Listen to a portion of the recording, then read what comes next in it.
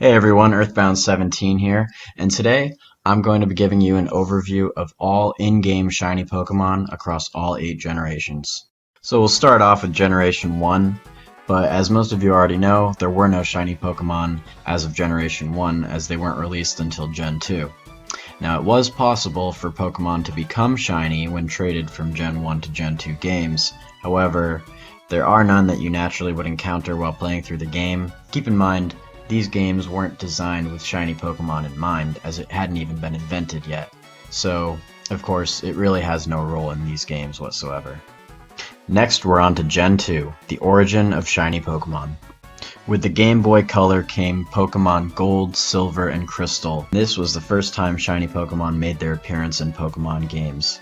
Most notably, in the story mode of the game, you encounter a red Gyarados at the Lake of Rage. This red Gyarados became famous for introducing most of the world to the existence of shiny Pokemon for the first time. Appearing in other Pokemon games, as well as various episodes of the anime, Red Gyarados remains one of the most well-known shiny Pokemon, and certainly has the largest role of all in-game shiny Pokemon across all Pokemon games.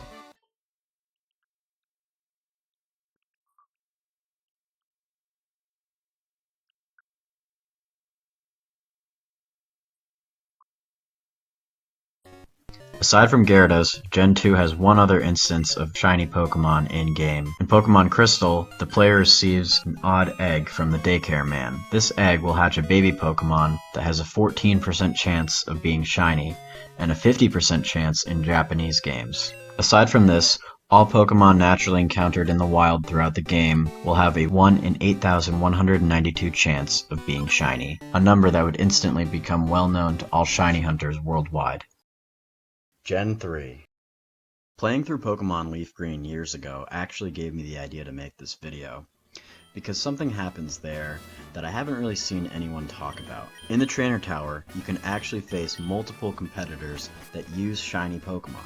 On the very first floor in the Double Battle mode, a shiny Espeon is sent out. It doesn't stop there. The second trainer on the 4th floor in the Knockout mode sends out a shiny Seeking. Finally, on the 7th floor in the Single Battle mode, you can face a shiny Meowth. With one exception, these are the only instances of trainers that you face in the main series Pokemon games that send out shiny Pokemon. I think it's a really cool feature, and it's something that I wish we saw in other games. Aside from the Trainer Tower in Fire Red and Leaf Green, there's no other in-game shiny Pokemon in Generation 3. Despite the reworking of Pokemon stats, the chance of finding a shiny Pokemon in the wild remains 1 in 8,192 in Gen 3 games. On to Gen 4. With the remakes of Pokemon Gold and Silver and Heart Gold and Soul Silver comes the reappearance of Red Gyarados at the Lake of Rage. Additionally, not counting the Masuda method, Gen 4 introduces the first way for players to increase their odds of finding a shiny Pokemon and shiny hunt within the games. That is, with the Poke Radar, which is seen in Diamond, Pearl, and Platinum. If you're able to get your chain to 40, the odds of finding a shiny Pokemon, given 4 shaking bushes at a time, is 1 in 50. Aside from this, normal Pokemon encountered in the wild in Gen 4 games maintain a 1 in 8,192 chance of being shiny. Now Generation 5 took an interesting turn for shiny Pokemon. In Black and White 2, if every non-event Pokemon is registered into the Unova Pokedex, you can receive a permit which will allow you to go to the Nature Preserve and capture a shiny Haxorus there. Additionally, after defeating Benga, depending on your game, for Black 2, if you go to the Black Tower, you can receive a shiny Gibble there, and in White 2, at the White Tree Hollow, you can receive a shiny Dratini. Now despite these cool, although seemingly random, features, Gen 5 also introduced the Shiny Lock. This prevented wild legendary Pokemon such as Reshiram, Zekrom, and Victini from being shiny, as well as those encountered in the Dream World. Now I really don't understand the rationale behind implementing this, and all it really did is promote more hacking, which was already a problem at this point, but nonetheless, that's what they did. On the bright side, Pokemon Black and White 2 also introduced the Shiny Charm, which you can receive as a key item after completing your National Pokedex. This triples your chances of finding a shiny Pokemon in the wild or from hatching an egg, from 1 in 8,192 to 3 in 8,192. This also stacks with the Masuda method, and certainly was a big help to shiny hunters.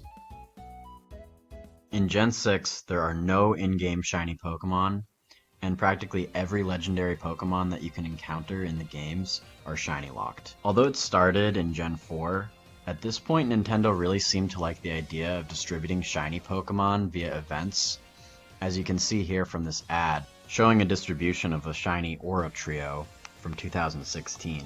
Personally, I'm really not a fan of these distributions, as they're just handing you a free shiny Pokemon that you didn't have to put in any work for.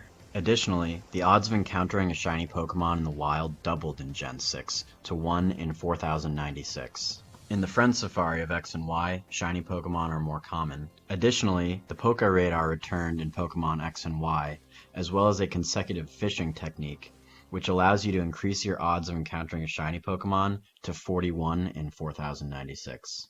In all 4 Generation 7 Pokemon games, after entering the Hall of Fame, Sightseer Marcus in the Seafolk Village Pokemon Center will battle you with a shiny Execute. This marks the only in-game shiny Pokemon in Generation 7 and the last one in this series. Shiny odds, the shiny charm, and shiny event distributions continued in Gen 7. However, 2 new shiny hunting techniques were implemented, being SOS Battle chaining and increasing the distance of the Ultra Warp ride in Ultra Sun and Moon. And by Generation 8, there's really nothing too interesting to say. There's a ton of shiny locked Pokemon, no in-game shiny Pokemon, and the one new feature was that the shiny chance increased depending on the number of times that a Pokemon was encountered in the wild. So that's it. That's all I have for this video. Thanks for watching. Please like, subscribe, leave a comment with any good shiny hunting stories you have, and I'll see you guys next time.